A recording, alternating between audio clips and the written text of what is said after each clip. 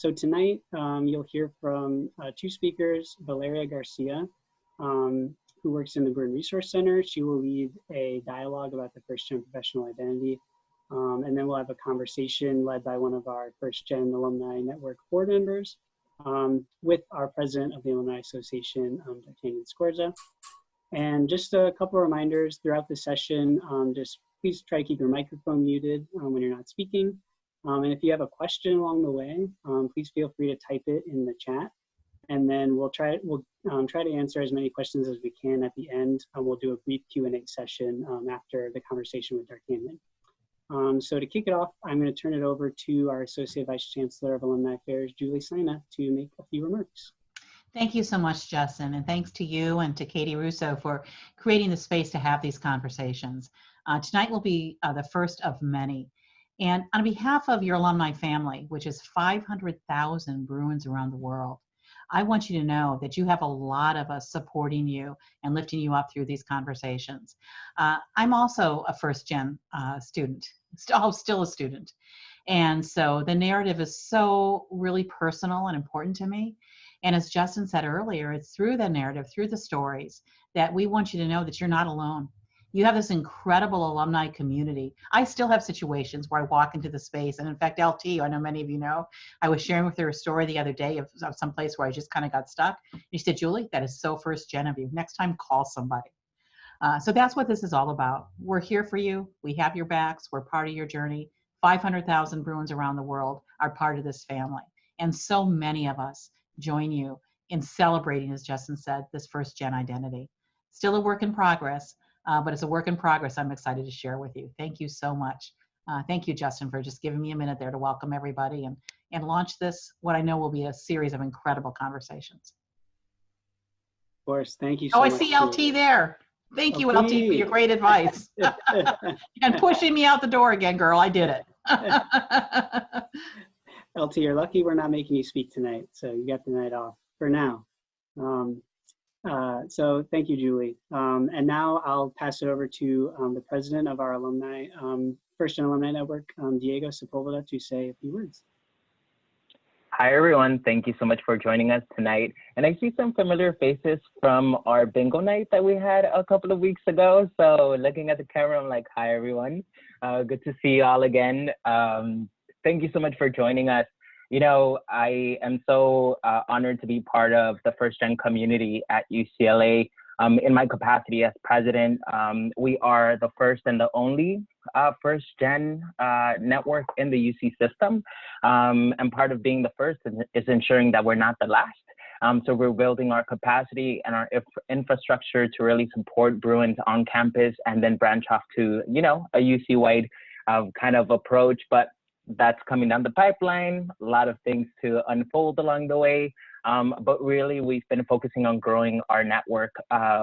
When we started our 2019 to 2020 year, we started with a membership of 3,426 folks, and our current membership now stands at 5,959. So you have that amount of Bruins in your corner, rooting for you, fighting for you, part of this network. And we are excited to continue building our work. And this work wouldn't be possible without our Vice President, Jacqueline Espinosa, our Treasurer, who you will hear from tonight, Ana Esquivel, our Communications Director, Shanini, and our Secretary, Valerie Pop. So as I mentioned, we are the first and the only first-gen network in the UC system, and really we strive to support first-gen students. We do so through the promotion and education, through education endeavors. We hold a lot of events throughout the year. So we support first-gen send-offs. We hold some mixers, some networking events. We hold volunteer days, and we also run a very special first-gen courting ceremony every single year. I know I was the first in my family to graduate from UCLA as an undocumented student, as an immigrant, openly LGBTQ person. So to be in this leadership role really means a lot. And to have gone through my experience really means a lot, because now my sister's a fourth year, and my brother, who had dropped out of community college, finished his bachelor's just this year in business from Cal State LA. So the power of one individual and a community to really shape the future of your family, of your community, is real, and that's what we strive for as the First Gen network. We are excited to be to be in this conversation with you tonight. And if you want to get involved, send us an email at firstgen@alumni.ucla.edu. We'll make sure to also put that in the chat box, but you can also follow us on our various social medias, which will also drop in the chat box. But thank you so much for joining us. Excited to build with you, and I hope you enjoyed tonight's conversation. Thank you so much, Diego. And with that, we will sort of kick off the main part of our event here, and I will turn it over to Valeria to lead us in this discussion about what being a first-gen professional is and how we can think about it and succeed in that role. Yes, thank you. Hi, everyone. It is so great to be here amongst you all. Like, I just feel the energy of just being around first-gen first gens in general, and just thinking about. I'm always taken aback to thinking about just our strength, our resiliency, our kind of going into new spaces and what this means for us. And so this is a topic that I love talking about, more particularly as a first-gen professional. And so I hope that we can engage in a very meaningful dialogue, an open dialogue about the experiences that we've had. What I'm going to do is first I'd like to say that I encourage you all to use the chat. If you want to say something, if something resonates, I encourage everyone to also use the reactions. It's a great opportunity for you to share some love, validation with maybe someone who shares something that, again, resonates with you. With that being said, I'm going to share my screen because I have a bit of a brief PowerPoint, but I'm going to go back with screen sharing and then bringing us back so that we can have more sort of that conversation together. And so bear with me. All right. Ooh, can you all see this? Perfect. Great. So I'm going to start talking a little bit about me and sort of why I'm in this space today. So I like to start with kind of similarly the way that Diego started. I like to start with introducing myself as an immigrant, formally undocumented, and I'm a brown woman. And I start with these because these identities have really informed how I experience lots of different spaces, right? But they also inform how I navigate them, and in particularly the workplace. I think these are, and many of us with the different identities that we carry will share that, we've experienced something related to that. And that's important. I don't think we often talk about them more largely in a group.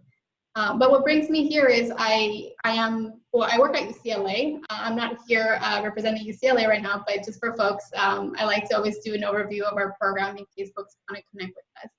I'm currently the Assistant Director of the UCLA Bruin Resource Center. I hope that at your time you've had an opportunity to connect with us, and if not, please, we hope that you reach out now and connect with us.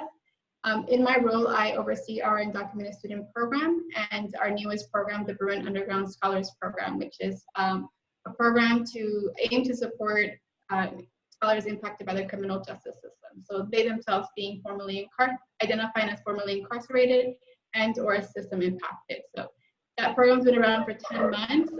We hope that folks are interested in connecting and trying to help us bridge some of those resources and support for students. But the reason why I'm here in sort of this conversation is I founded the First Gen Professional, which I spelled wrong, I just saw it, network. I started this really about 2 years ago, and it was as a result of transitioning to the First Gen Professional and not really knowing or feeling like I knew what I was doing. And so I'll talk a little bit about my experience, some of the broader themes that come up, when we think about that identity. But first, I like to kind of start us off with a reflection activity. If you all can see the prompt, what I like to do is I really like for us to think about, for folks who may be hearing the term First Gen Professional, you can focus on maybe what that means to you and sort of what comes up. But I really want us to think about our entire journeys from the transitions of student to professional, think about what challenges, successes, expectations, and realities maybe stood out to you that you didn't think would happen. And for me, just to kind of set the tone, it's, you know, I had this idea that at least that once I've, you know, received a college degree, that I would be able to quickly find a job, and that I would be making so much more money, and that I would be able to help support my family. And the reality is that that weren't the case. But yet nobody told me that there would be more to that identity. And so if we take the next 5 minutes, just kind of think about your own journey. Again, the challenges, the successes, the expectations, the realities, where you are now, you know, what advice you'd like to share with someone. And I encourage, if you have a piece of paper and a pen, to write it out. And if not, if you want to share that on the chat, we can do that. So I'm going to go ahead and set a timer. And again, if you want to share it on the chat, that's a great way for us to have that conversation. But we will open it up to see one another and talk more broadly about what this identity means to us and how folks have experienced it transitioning into the workplace.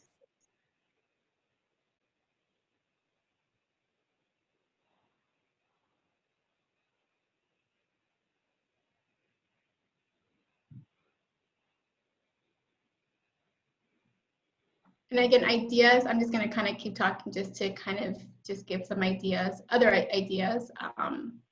I think the aspect of negotiating came up a lot when I transitioned, and I've always heard it, yet nobody actually took the time to sit down and share with me how to do it.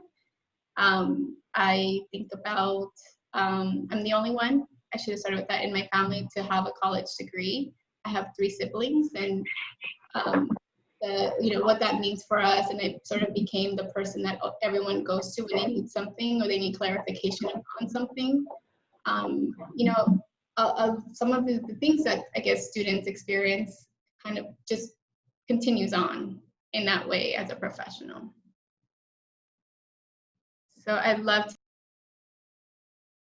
to see the chat going, and not just a few more minutes, and we'll kind of bring it back.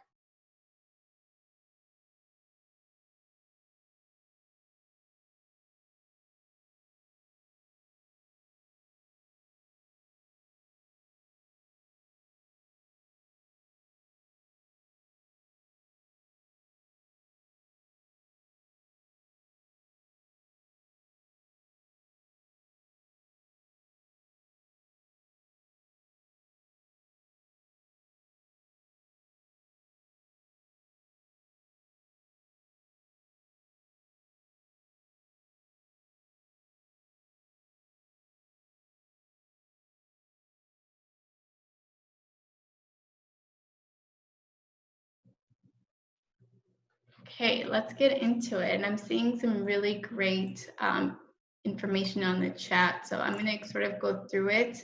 We can keep adding. And if folks also want to unmute themselves and share something, we'll also encourage that. So we have knowing your worth, value, and power. Yes, taking me a while to get there. As a first-gen professional, I've had to learn how to advocate for myself for advancement opportunity, raises, promotion, choices, and assignments. Yes, really important. And my question would be, like, who did you turn to, you know, to get support with that? I think going into college, I expected to graduate and pop out with a career. I thought I just had to make it through college and then I'm home free. Plot twist, that wasn't it. I felt a lot of imposter syndrome constantly, navigating the feelings of lacking experience, but knowing I have the same and often more than others in careers of interest to me. Yes, thank you so much for sharing that. I definitely resonate. All of these statements, knowing your worth and advocating for yourself. I relied on the pyramid of success for how I've dealt with colleagues, having open, frank discussions, being able to talk about what we want out of the careers that really makes a difference. Yes. Being brave. Yes. To continue to explore what's out there, your interests, and just what you think you figured out. Absolutely. I think that happens where we go into one thing or one major and we think like this is what we have to do for the rest of our lives. Advocating for changes in our organization, recruitment, hiring, yes, very important. Thank you all for sharing. Does anybody want to just unmute themselves and share a little bit more? or anything that pops up that you think it's, maybe was very significant in your journey, or you felt like you wish somebody had informed you or shared some advice as this was happening to you? Okay, I see one hand. Lawanda? Yes. Hi, everyone. If everyone remembers me from bingo, I'm the one that talked way too much. But anyway, hi all. And I just wanted to say, Julie, what you just said about, insecurities and checking yourself, that resonates so much with me because I'm constantly like insecure, checking myself, like, can I do this? Should I do this? And pushing myself to do it is really hard, especially being a first gen and not having that support. So glad that I'm not the only one.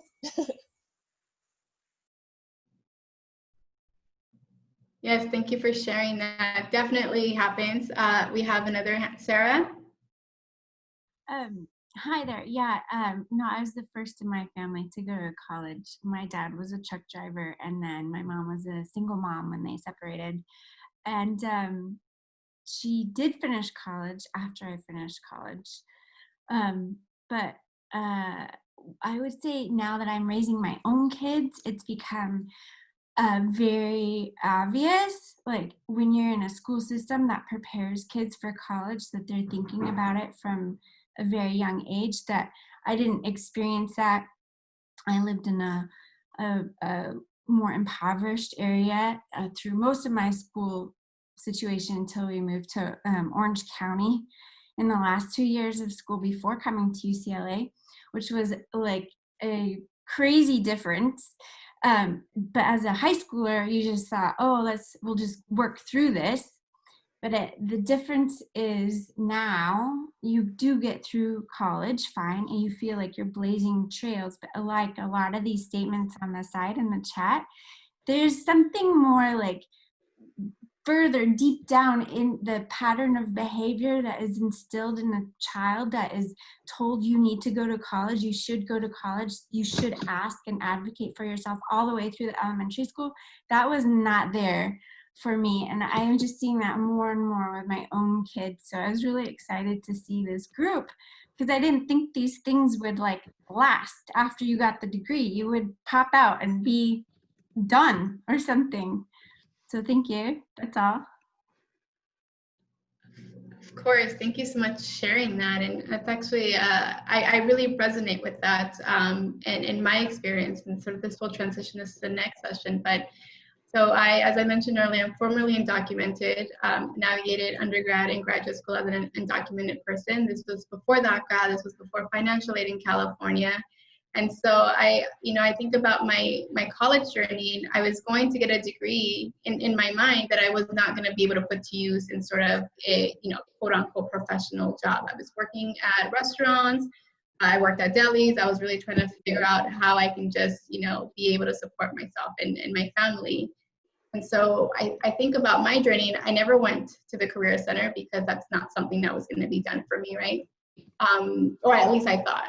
And then I ended up in grad school, and I was also still undocumented then, but then this is the time where DACA came around and I had a valid work permit and sort of got my foot in the door with student affairs. And so when I think about my journey, I think about, like, I always kind of lay it out as in, I wasn't supposed to get a college education, and I wasn't supposed to get a professional job.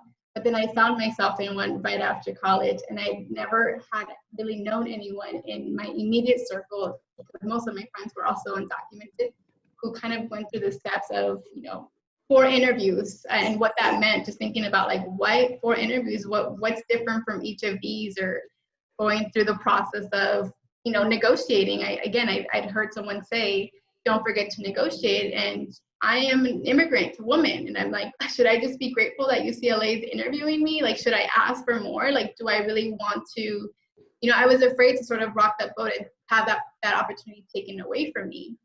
And so these were so salient, or even applying. Somebody mentioned imposter syndrome. I almost didn't apply to this position. And I applied like very last minute. I think I submitted my application 30 minutes before. And now when I reflect on it, I believe that I did that because then I had an excuse if I didn't get it. I'd say, well, I did it very last minute. right? And so I think in some ways, as I started with my identities and how they shape me, it's, you know, being an immigrant, being, you know, undocumented, and feeling like I always have to, and I am, but always feeling like I have to always just show gratitude and not ask for more, or not say something that could potentially, you know, get me fired or what have you. I feel like these definitely shaped how I navigated the workplaces early on in my career. I see LT's comments, always ask for more. And so I think, you know, the way that I just sort of want to continue this is talking about those misconceptions of the first-gen identity and the transition to the workplace. And so, again, we've already mentioned some of those, which was, I have degrees, this should be easy to find a job, or I shouldn't be starting at a, you know, entry level. And sometimes those are the hard conversations that we have with our current, with our, you know, those individuals or students who are graduating. The expectations to know everything. I remember the first day on my job, I was just so nervous. I'm, you know, 25 years old, coming into this, you know, position. Again, first position I've ever had. And I just remember showing up and asking, great, like, what would you like from me? Or what can I do? Like, what are the parameters? And someone saying, you already know what you're doing. You got this. This is why you were hired. And I thought, I don't have this. I didn't go to UCLA. Like, what? And so that added to my imposter syndrome of, wow, folks think that I should have this level of knowledge and understanding, but I don't. And so the clash with that. I think, now that I'm thinking about it, I remember that I used to send, anytime that I had, for my colleagues, this will hopefully make you laugh a little bit. Anytime that I had to send like a mass email out, I would send it to my husband to review for me, make sure all my grammatical errors, punctuation, everything was on point before sending it out. And I realized I did that for a couple of years early on in my career. But there's these things that just felt so normal, and I didn't start to think about, like, why am I doing this? And so I think the other one is like, I don't know, I just expected that I would make a little bit more money. And I remember getting my first paycheck and thinking, oh, like they're really shorthanding me here, and going through every tax, because again, being formally documented, going through everything I was being taxed. I didn't realize, you know, that even having a master's degree was not going to allow me to kind of have this lifestyle that is in some ways promised. Then I think about also like the parallels with the first-gen student identity, right? And this is sort of when I started thinking about, well, like I'm still feeling like what I felt when I was a grad student, right? I still have imposter syndrome. I'm still facing like the racial battle fatigue, because we're really not, maybe engaging or not engaging in too many conversations, trying to create spaces for, you know, BIPOC folks. And I started to think about, or I started to do research, like, where is the scholarship? Why aren't these theories like bridging that, you know, why aren't these theories bridging the experiences of the first gen by, you know, Black and Indigenous people of color in the workplace? Like, they're there to help us validate the experiences of first gen students, Black and Indigenous, you know, people of color. They're there to affirm that they belong. Yet we kind of stop there. And it's, again, going back to the misconception, is it that we're supposed to have it together and know, and we're not going to experience any more microaggressions and so forth. And so this is sort of around the time that I started to really think about, this is my identity. I am feeling very similar, but yet why aren't we talking more broadly about it? And in some ways, I felt ashamed that I felt that, because I thought maybe this is just me going through these on my own. And so then kind of going to the expectations and the hidden curriculums. And again, based on individuals' identities, you know, they may look different for you, but for me, it was just being an immigrant, being the only one in my family to go to college and now have a job at UCLA. The thought is, you're going to be making a lot of money. The thought is, I'm going to help support the family, or I know everything. And so that was, I think, when you think about familiar responsibilities, again, the expectations that I would know how to negotiate, that I would be able to find a voice right? If somebody actually, if there was a microaggression in the room, again, being able to call, to call it in when it happens, and or just not being afraid to share the thoughts that I'm feeling. I think that one took some time to kind of overcome. I still remember just sitting in meetings with like my heart beating so loud that I'm just like rehearsing what I want to say to make sure that I didn't offend anyone, and that, I didn't come off as like this, the spicy Latina for just having so much passion. I think about even like learning the workplace politics. I remember coming into the workplace and having lunch with, someone who'd been around for many years, and them saying like, oh, there is no manual, but you should know the politics. And I'm thinking, I'm an external person to this workplace. I don't know what you're talking about. And, like, that's kind of scary to hear at, early on in your career. But the reality is that there are politics, there is bureaucracy, and so forth. And then I have this example from someone who shared this with me, but even ambition. I have someone in my network who lost their employment because they didn't realize there was sort of the bureaucracy or the chain. And so they reached out to someone that they shouldn't have to schedule a meeting or something around that. And so the way that she frames it is, I thought that ambition, it was welcomed. I thought they hired me because I was able to get things done. I didn't realize that this would come and sort of jeopardize me sort of in the end or later on. And so I'm sure there's tons more to add to this piece, but these are just sort of, just some small examples and some experiences. And so I'd also like to open it up just like a couple of minutes, and again, feel free to utilize the chat or unmute yourself to share, like, did any of these resonate with you? Can you add more, more to examples to some of these? Or, when you think of sort of what we're discussing right now, what's coming up for you?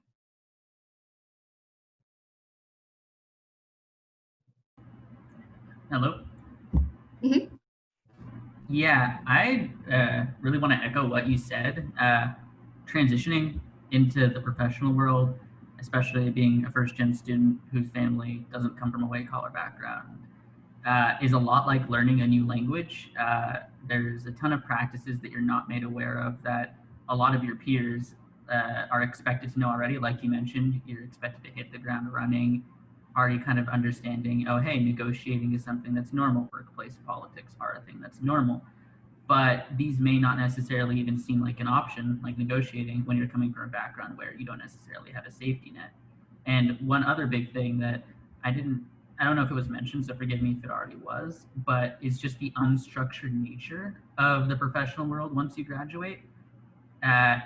Like it has already been said, you're told you go to college, you get a degree, you do the right things, and you should pop out with a job. But that's not necessarily the case. It's a lot of messy getting to know people, being at the right place at the right time, going through interviews that you quite frankly have no idea how to approach, and negotiating when you don't even realize you may or may not have leverage. So it's just been my experience. Yes, thank you so much for highlighting all of those. I can't speak for everyone because I know we all have different journeys, but at least the folks that I'm connected with, that very much resonates with the experiences. And so I'm going to read a few of the chat comments here. It's again, learning the hidden curriculums of the professional role and navigating the office space through trial and error, right? Imposter syndrome, even as I am now a leader myself with a doctorate degree. I was recently surprised that this questioning of myself and my abilities would creep up again now, reaching 10-year goal. Yes, thank you so much for sharing that. And I will say imposter syndrome is one that certainly comes up quite a bit in different conversations, different spaces. And again, there isn't a lot of literature that's focused on imposter syndrome of first-time professionals. So my thought is, why is it missing? Where is the gap when it doesn't end at the degree? It continues. Family, certainly. I was too naive to believe in the golden rule and that everybody shared my perspective. Yes. Or would I at least allow the space for perspectives to be shared? Workplace politics can be a whole session. Yes, yes, I agree. Thank you. And then the last one is safety net allows people more freedom in the workplace, and you don't have it. I think it's being very shy and reticent in the workplace. Yes.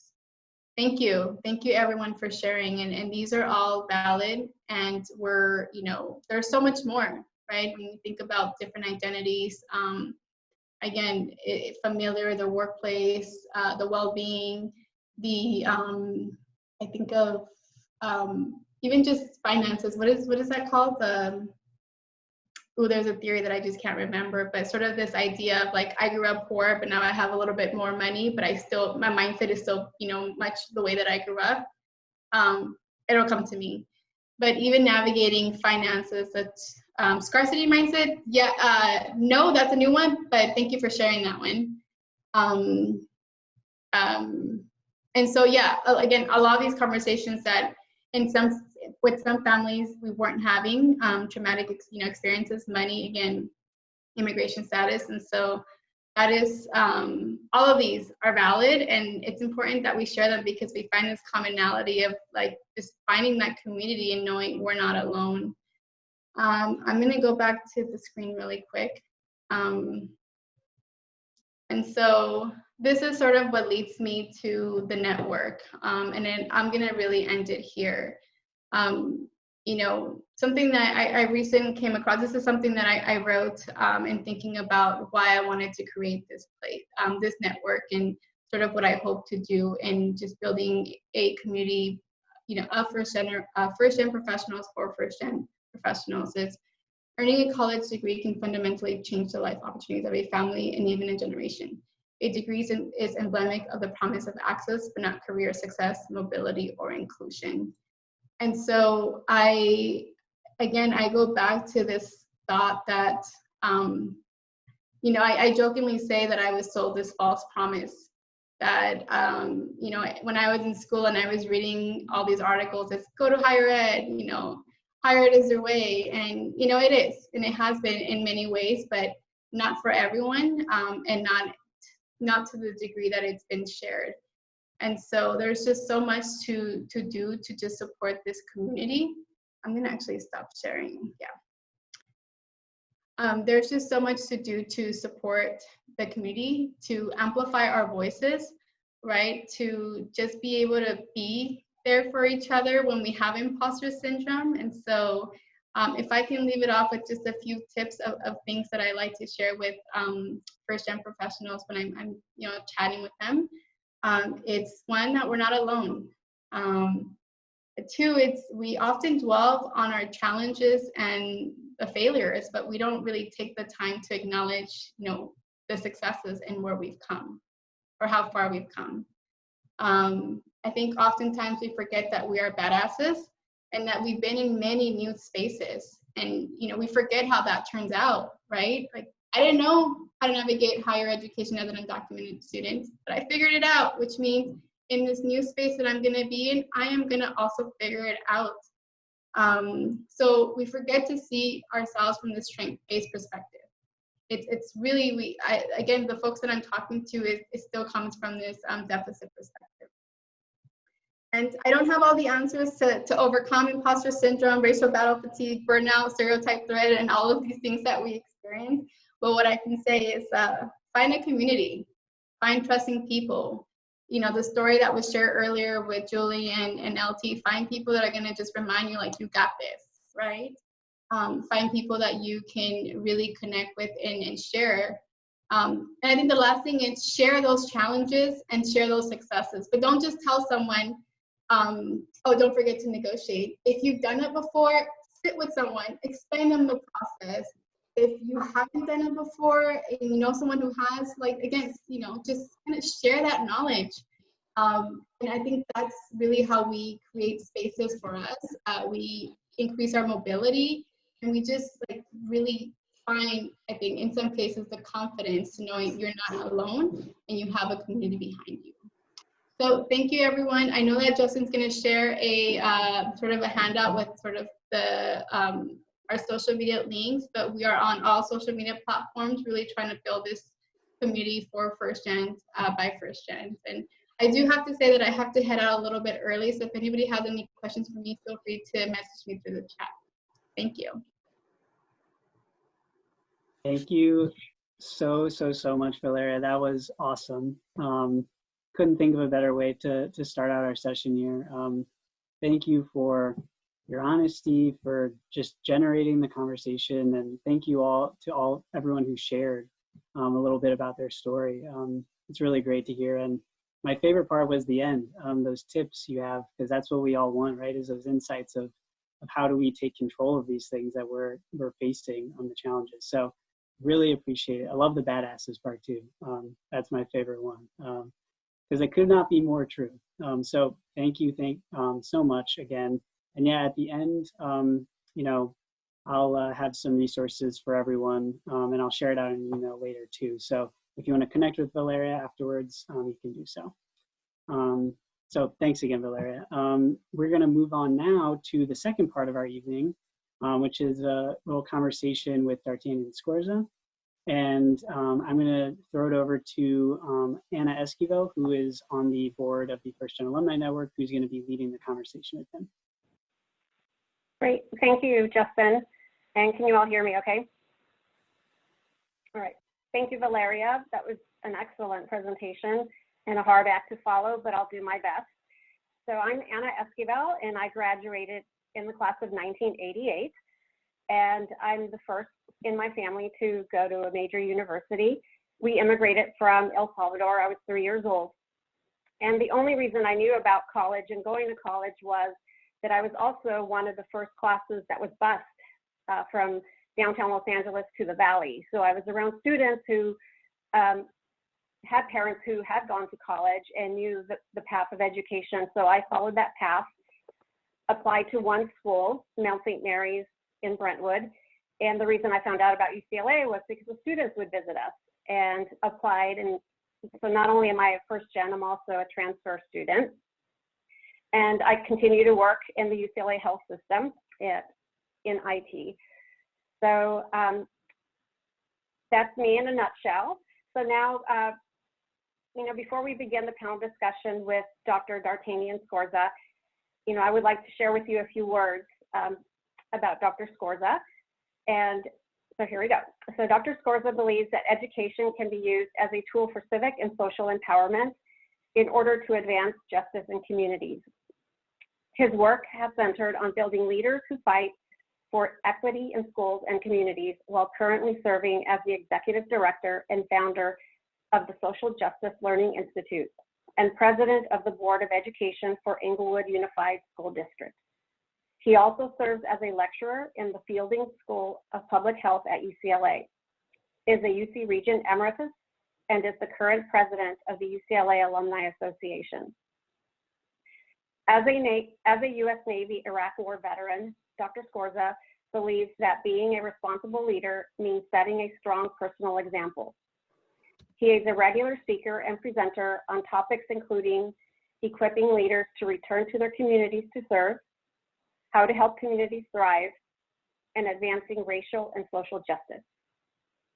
He and his family live and serve in the community of Inglewood, California, and they enjoy taking family camping trips and spending time outdoors as often as possible. So I can go on, but instead I am going to now welcome Dr. Scorza, D'Artagnan, and thank you for being with us today. So we will begin our discussion where we'll have an opportunity to learn more about D'Artagnan. So to get us started, here to take us on this journey, we're going to start off with the topic of passion. So D'Artagnan, can you share with us your journey and experience as a first-generation student, from undergrad to earning a doctorate degree? What were some successes and challenges that came up along the way? Yes, thank you so much, Anna. I really appreciate that question. First of all, folks, it's such a pleasure to be here with all of you on this fine evening. It is an honor to be a part of this group and to be present with all of you. It is, I feel, sort of a debt of gratitude to the many folk who are actually here today. Before I get into that question, you all should know the reason I decided to pursue a PhD is because of LT. LT sat down with me when I was thinking about getting a law degree. And she was like, I was like, Elsie, I want to do research. I want to study education. And she was like, well, then you want to get a Ph.D. then. So I was like, oh, okay. I didn't even know, right? I didn't even know the difference between like the types of degrees that lead to certain careers. So when I started there because I think it's really important to understand that along the way for me and my journey, there's always been somebody who was there to offer that bit of advice, that mentorship, the information that was needed to navigate an institution, to navigate an environment, to navigate the socioeconomic status of the people around me, right? So, I came to UCLA as an undergrad a number of years ago, and had the pleasure, I'll just tell you, it was 98. So I entered in 98. And I didn't actually think I was going to go to UCLA. I didn't think I was good enough to go to college, frankly. But it took my high school counselor and some folks from my church who really just sort of pushed me. And they said, you know what, like, Dart, you really can do this, right? I didn't know what my future career plans were going to be. I didn't know how to apply to college. My mom had not gone to college yet. I think, we didn't have folk in my family. My father was incarcerated, right? So I didn't really have the type of navigating skills and support that I needed to help me prepare for the next level. And certainly coming from a school where there's accumulated and concentrated disadvantage, there wasn't a lot of economic sort of investment in programming, right, to help ensure that young folk like me can make it through. But it took that counselor, Ms. Garcia, and it took my English teachers, Ms. Oubre and Ms. Banks, who said, you know what, you can do something different. They helped me do my college statement. They helped me move forward, right? And they helped me think about what it was going to take for me to make it to a place like UCLA. And God, am I so grateful for them and their leadership. So in making it to UCLA, I can tell you right now that I didn't get here by myself, and I certainly didn't do it alone, right? I did it because and did it with and alongside people who were thoughtful and encouraging and had my back and lifted me up when things were a challenge, when I didn't have the type of support in my own personal spaces that I needed. And so that was a powerful sort of lesson for me to learn. But when I got here to UCLA and I experienced a level of culture shock I did, I grew up in South LA, I grew up in Inglewood. We weren't a wealthy family. And as I mentioned, I grew up in accumulated and concentrated disadvantage and compounded disadvantage, right? When I got to UCLA, I saw a lot of young folk who were driving around in Mercedes and BMWs. And I had no clue that was even possible at 17 or 18 years old, right?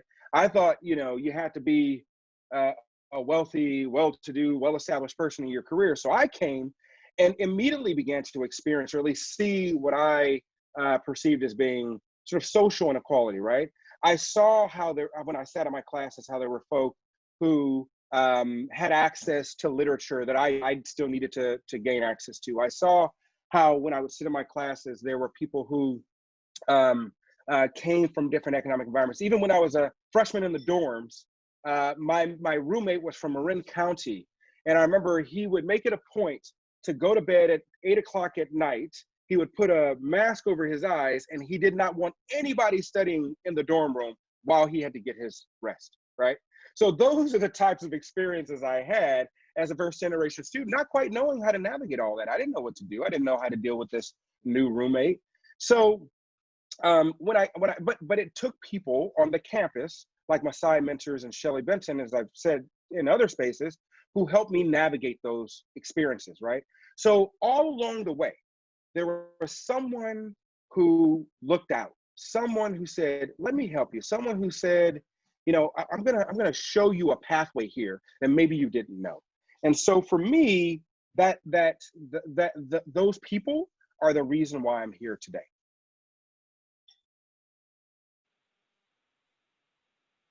Great, thank you so much for that, D'Artagnan. So, and what I could hear a lot of passion in this conversation, and this amazing trajectory that you have. Can you tell us, how have you been able to find that passion and hold on to it? You know, And Dart, yeah, I also please. need to ask, how long did you stay with that roommate? Oh, for like 2 quarters. I couldn't do a third quarter. It was not working.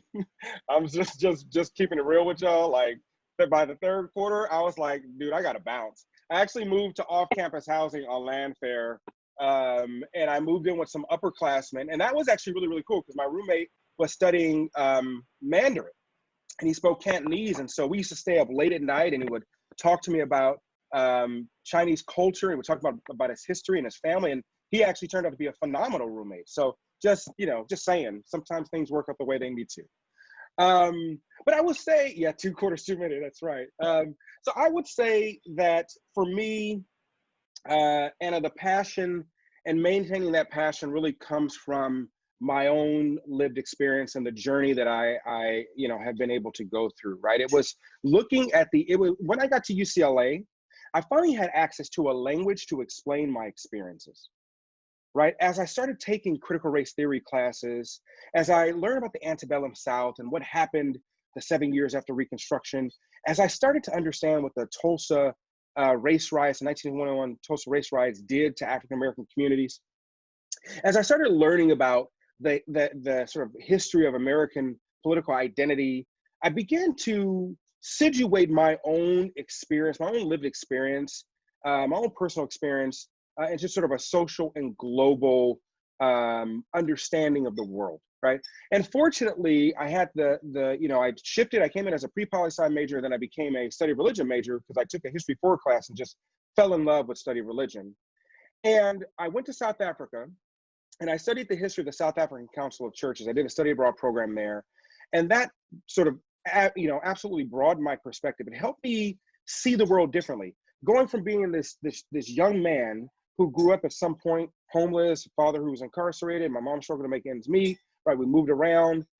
We didn't have a lot of economic resources at the time. Going from that to seeing the way in which people were treated in South Africa really helped me situate and understand my own privilege, helped me understand my power, helped me understand how to access the resources that an institution like UCLA has.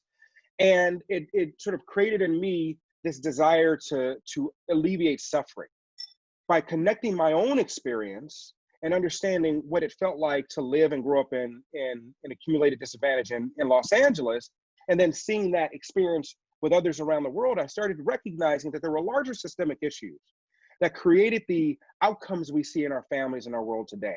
And so I wanted to deepen my understanding, deepen my learning, and dive into that so that I can have a way to talk about why things are the way they are, have a theory, have an understanding of the world. And gaining that language at a place like UCLA is really unique. And I should just say to all of you, and you all know this, as first geners or as UCLA, as Bruins, right?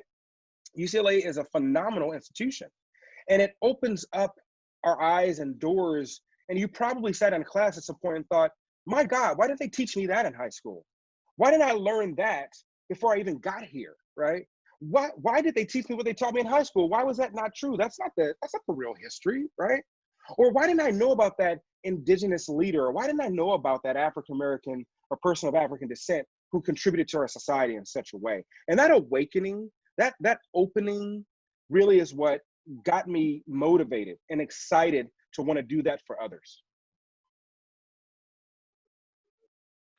Thank you so much for that. So with that, with that passion and wanting to do more for your community, giving back, how do you balance that with your family commitments? Well, I have 2 kids and a number of nieces and nephews. My son is 11, my daughter is 4, and I love them to death. They are currently in virtual and remote learning, and I have to tell you, it is brutal right now. Just for those of you that have children, you probably know what I'm talking about, right? There's a lot of online time, staying next to them. But what I've been very intentional about doing, you heard it in my opening, is I found a place of joy and a place that really sort of grounds me with them and provides time with them. And so often what we'll do is we'll go camping. I will go out and go have a good time. Like We will take some time. I just, frankly, I had I was blessed enough during this pandemic to be able to take my family to visit national parks around the country this summer and stay distant and stay sort of be able to work virtually, right? And that's sort of the privilege that I've been able to accumulate. But it's also it was also very, very needed, because what I've come to realize as someone who is deeply embedded in the nonprofit world and sort of the policy and advocacy world, is that we have to do the work to take care of ourselves too, right? We can't, you can't deplete all your capacity serving others, right? You have to feed back into yourself. You got to find your place, find your center, be it spiritually or otherwise, but find that place to rejuvenate and regenerate your energy so you can continue on and continue to be there, because we're no good to anyone else if we're burned out, if we're done, right? We're not good to anyone. So as far as I'm concerned, it's critical that you identify that source of energy. I learned for me a long time ago, it was my family. Like I need my family. I spend time with my cousins. I spend time with my brothers, my nieces and my nephews, and my parents. And I just, that is a source of joy and energy for me. Great, thank you. That almost covers my next question, which was going to be, where does your resilience come from, and what do you tap into to give you strength? And it sounds like it's that joy and that familial connection and staying connected there. Do you have anything else that you would like to share along those lines? Yeah, we often talk about resilience, right? And resilience is really the ability to bounce back, right? There's a number of ways in which we deal with stress and stressors, trauma, just events that interfere with our psychological continuity or our identity right over time. Resilience is sort of being able to take that hit and then come back, right? But sometimes there's resistance. Sometimes it's not taking the hit at all, right? It's knowing that the hit is coming and preparing to cope with and deal with that hit, or understanding. So for example, I acknowledge that we live in a racist society, period. I acknowledge white supremacy exists. I acknowledge that it's going to be a problem. I acknowledge that there are going to be people who are going to act violently. I acknowledge that. And in acknowledging it, not to diminish it, in acknowledging it, I work to safeguard my emotional well-being. So because I know, for example, I might see something in the news, or I might hear something on social media, or there may be some vitriol that's sent to my DMs, right? I'm like, you know what? Not even going to deal with it. We're not even going there. I'm not going to read that article. I'm not putting my energy over there. I'm going to focus on building, right? So there's resilience, but there's also resistance. And being able to resist negative influences, being able to resist the things that deplete our energy, is also an important coping strategy, right? So, and then from there, what I've come to appreciate is that none of us are fixed. In addition to resilience and resistance, there's also growth. So for me, identifying ways to learn from and grow from challenges that I encounter are really important coping strategies, i.e. being able to take the time to reflect, getting feedback from mentors. When I run into a challenge, picking up the phone and calling somebody who can serve as a resource, right? Being able to get, vent with my team, or, I got to still send this over to Julie, but I hired a stress and resilience coach who helped me figure out how to better manage my time, right? That's not always possible for a number of us, but I'm sharing these with you because I think these are important considerations as we think about how we deal with the many stressors that come our way in society. Great, thank you so much for that. You mentioned mentorship, and when you first started, you spoke about that teacher, someone at your school that provided that support and guidance, and along the way you've had others. Is there anything else that you would like to share with the group today on the importance of mentorship and professional development, something they can take with them today? Yeah, I will say, first of all, I'm a big fan of, lifting up as you sort of move forward. I believe that we each have something to offer. So the first thing I would say is consider yourself a mentor, right? We all have gifts and talents that are worth sharing with other people. And I think in that consideration or in that experience of sharing with others, we find joy as well, right? There's so much that we get in the art of giving. So often we're told, you know, oh, you're as a first-gen student, you may not know that much, you may not have a lot of experience. Well, your experiences and our experiences are just as valid as that person who comes from multiple generations of wealth. They're just as important. The problem is we're often on the margins, right? We're on the periphery. And so it starts with us centering our own voices and lifting up our voices and understanding how important it is for us to validate ourselves in whatever space we're in.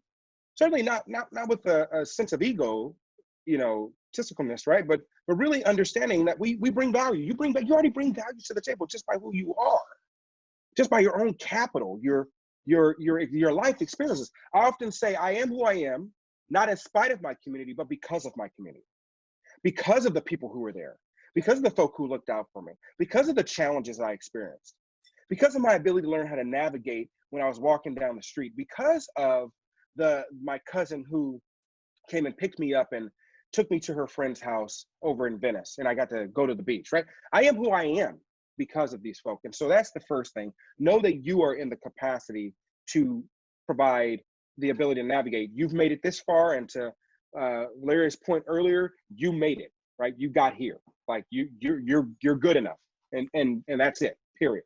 No ifs, ands, and buts about it. And I should also say, for those of you who may be watching $1 Million Homes on Netflix right now, which pisses me off to know, and by the third episode, I was just like, oh my God, this is the epitome of racism in the workplace. Take a look at it. And I think if you watch it, right, it's really instructive because you can see the way in which different people are pitted against each other. And I think it's helpful to sort of see those types of examples. But I bring that up because you can actually see the role that certain people play with each other, that the men play to help each other navigate, to help them learn the ropes, to help support them, to help make sure if they make a mistake, they can right their wrong, right? You can actually see that happening in the show. It's like boldface. Often, it's difficult when you're a first-gen student, you're sort of, you know, creating your own pathway. There's not a lot of, you know, if you're trying to figure out how to do the thing you want to do, there may not be somebody that you can go to who's done it before you, right? So for example, when I got my Ph.D., I wanted to be a faculty member, but I didn't just want to be a faculty member. I wanted to apply the theory I was learning and also the theory that I was developing and the knowledge I was generating to the lived experience of folk in the field. So everyone who was giving me advice, they were saying, well, you know, you got to go be a faculty member. I applied for faculty positions at University of Washington and at Harvard and University of Hawaii. And they were like, you got to go do this, and you got to follow this pathway, you got to do this. And I was like, that's all good and dandy, but you know what? I don't just want to be in the field talking to myself and talking to other people who look like me, and it actually has no real implications or practical application for people in the communities that we're talking about serving. Like, education needs support right now. They don't need to wait for me to pontificate and write a paper to figure this stuff out. Like, let's get out there, let's be in community, let's be on the ground, let's figure this out together. And there weren't a lot of people for me to go to that have done that, right? But there were people along the way who understood what I was interested in different fields.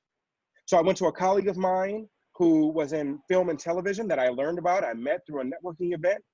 And he was like, well, let me help you understand how you navigate this, because this is what I did in my career.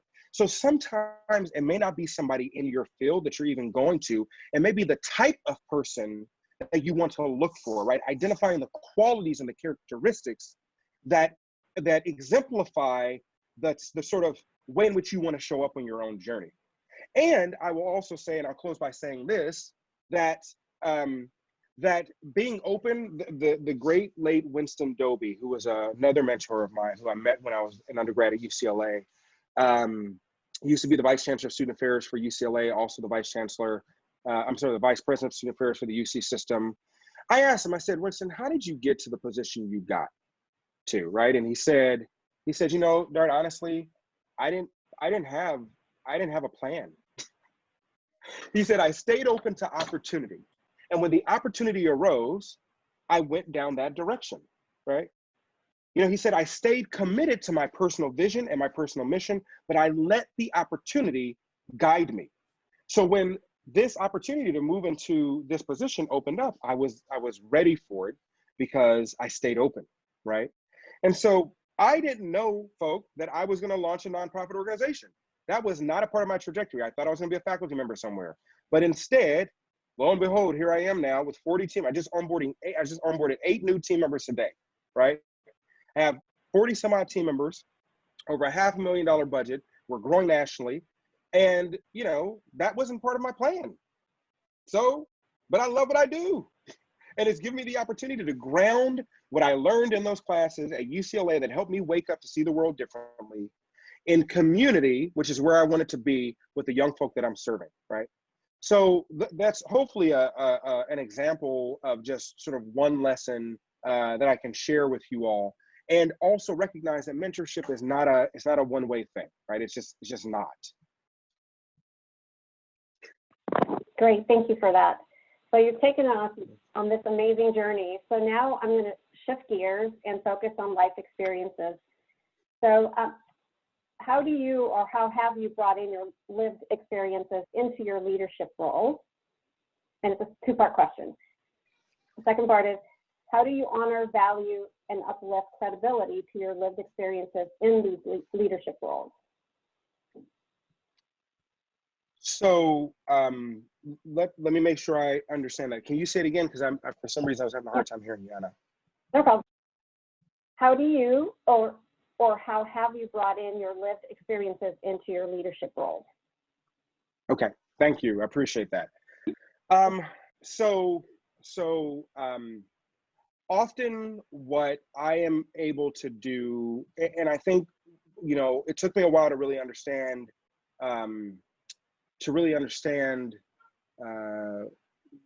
you know, some of the things that I can contribute, right?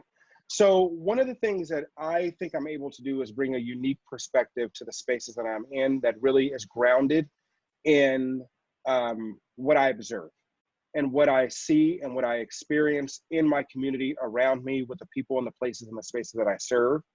And so for me, they are not disconnected, right? There's this idea of wanting to be who you are, right? I sort of often say there's what you want to do and there's who you want to be, right? And the goal is to sort of align them, right? To be and do what it is that you set out to do.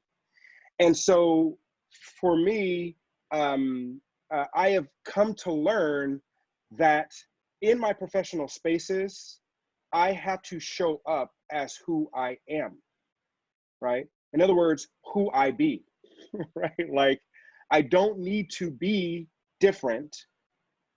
And by acknowledging and accepting who I am, it is seamless. So when I'm able to speak in multiple spaces, so I'll give you a good example of this. I was sitting in a room with a bunch of foundation leaders. So, you know, as a nonprofit executive director, I go out and I work to raise money from the mission of my organization. And I was sitting in this room with these nonprofit executive directors and foundation leaders, and we were all talking about how, you know, this funding source had helped us do all this great work to advance policy and advocacy, and it did. And they were saying, oh, we just need to sort of re-up and do this again. And I said, well, wait a minute, folks, like the truth is that yes, while that's the case, I have a lot of young folk I'm working with who are homeless right now. And this is maybe 4 years ago before we really started talking about homelessness as a crisis. I said, they're homeless and this is what I'm seeing on the ground. And they're like, they were dismissive. I said, okay. And in that space, I said, well, you all can go do that, but I'm gonna go focus on this homeless issue with our young folk because this is what they're dealing with now. And lo and behold, years later, right, everyone was like, we gotta deal with basic needs. We gotta deal with homelessness. And so I think being able to be okay and acknowledge, and the reason why that was important for me is because I was once a homeless youth, right? So for me, it was important to prioritize that because I know what it felt like to not have a roof over my head. I know what it felt like to live in a shelter. I know what it felt like to live in my mom's car. I know what it felt like to move from family member to family member, from LA and South LA to Rialto and Fontana and back to LA to Southgate and Inglewood and all over the place. So I know what that felt like. So I didn't need to argue with people about it. Didn't need to fight about it. I just needed to do the work, put in the work, and demonstrate the importance of this issue. And then we were able to get support subsequent to that to launch a much larger issue. And fortunately, because we were on it and we were staying centered in our values and staying centered in the lived experience of the people around us, we were able to get rent control passed in the city of Inglewood. We were able to get a $100 million community benefits commitment for affordable housing. We were able to get rent relief programs and home ownership programs and all of these things for our youth and our residents who were being left out of economic opportunity, right? So for me, it's about being okay with and appreciating that we each bring something unique to the spaces we're in, and sitting in the discomfort that may come when people think that what you're saying or what you believe or what you stand for is not correct, right? It's being able to be okay with your compass, identifying that what you believe to be the truth or right is what you believe, and it's okay to have that sort of moral approach and compass to the work you want to do. Great, thank you so much for that. So this is my last question, and then we'll move into the chat session. So those of you who want to pose questions in chat, feel free to do so. And my last question for you, D'Artagnan, is, as we come to the end of our discussion, which has been amazing, thank you so much. What's one piece of advice you would like to leave the first gen community today? Oh, that's such a big question. One piece of advice. Let's see. First gen does not mean less than.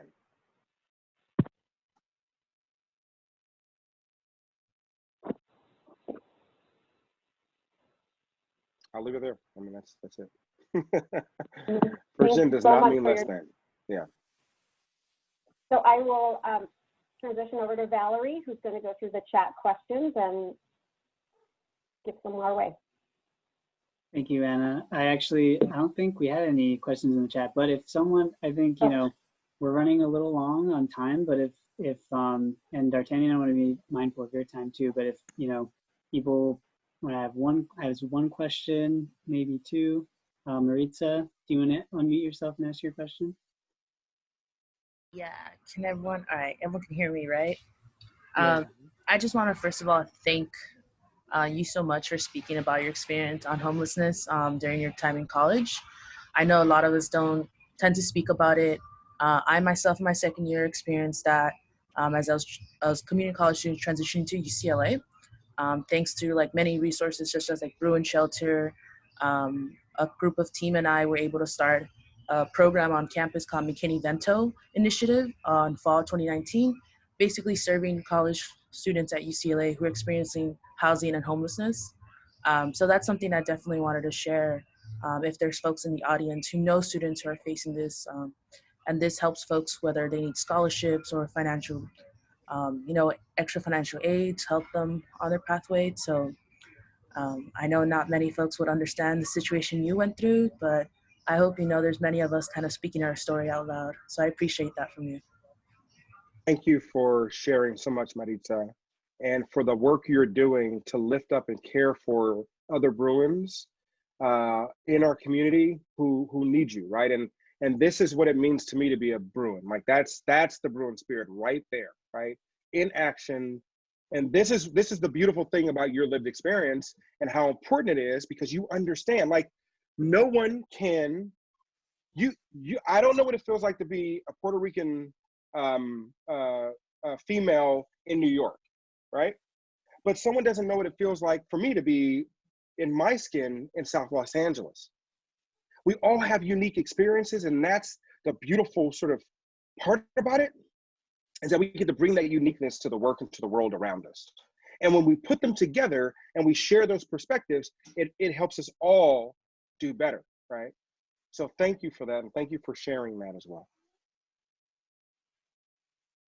Thank you. All right.